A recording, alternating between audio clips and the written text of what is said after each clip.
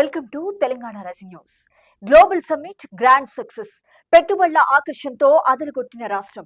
2 రోజుల్లో 5.75 లక్షల కోట్ల ఇన్వెస్ట్మెంట్స్. లక్షలాది మందికి ప్రత్యక్షంగా పరోక్షంగా భారీ ఉద్యోగ ఉపాధి అవకాశాలు. ఎడ్యుకేషన్, ఇరిగేషన్, కమ్యూనికేషన్ ఇదే మా తెలంగాణ ప్రభుత్వ నినాదమంటూ సీఎం రేవంత్ రెడ్డి గారు ప్రకటించారు.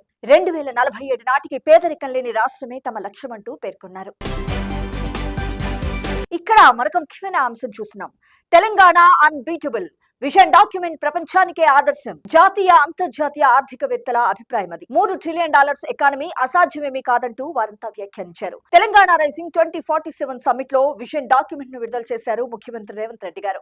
83 పేజీల డాక్యుమెంట్ లో మహిళలు, రైతులు, యువత, పిల్లలు, పేదలు, సంక్షేమం, సామాజిక అభివృద్ధికి అత్యధిక ప్రాధాన్యతనిచ్చారు. ప్రపంచ పటంలో నంబర్ 1 గా నిలవడమే తమ లక్ష్యమంటూ పేర్కొన్నారు సీఎం రేవంత్ రెడ్డి గారు.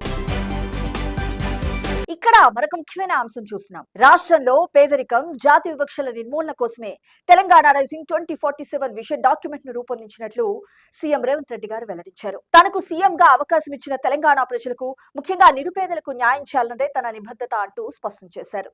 ఈ విజన్ డాక్యుమెంట్ తో 2047 నాటికి $3 ట్రిలియన్ ఆర్థిక వ్యవస్థను సాధించి ప్రధాని నరేంద్ర మోడీ చేపట్టిన వికసిత్ భారత్ లో ముందు భాగాన నిలవాలన్నదే తమ లక్ష్యమంటూ తెలిపారు.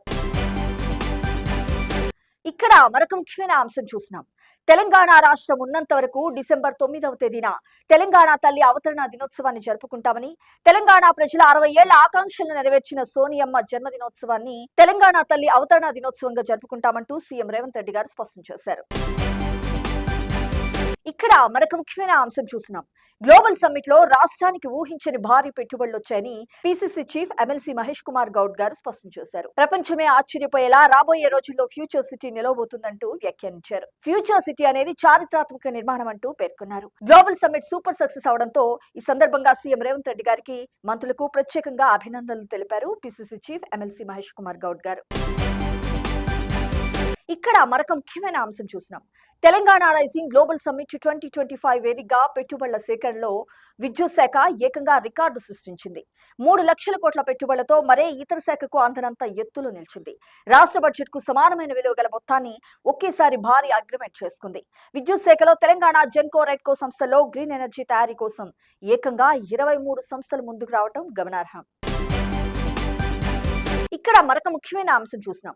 జాతీయ అంతర్జాతీయ పెట్టుబడులకు గమ్యస్థానంగా నిలిచేలా తెలంగాణ ప్రభుత్వం అభివృద్ధి చేసిన భారత్ ఫ్యూచర్ సిటీ ఓ ఆర్కిటెక్చరల్ అద్భుతంగా నిలుస్తుందని రాష్ట్ర ఐటీ పరిశ్రమల శాఖ మంత్రి దుద్దిళ్ల శ్రీధర్ బాబు గారు పేర్కొన్నారు. ఫ్యూచర్ సిటీతో 13 లక్షల మందికి పైగా భారీగా ఉద్యోగాలు వస్తాయని, ఆ నగరంలో 9 లక్షల మందికి పైగా భారీగా ఆవాసాలు కల్పించబోతున్నామని తెలిపారు.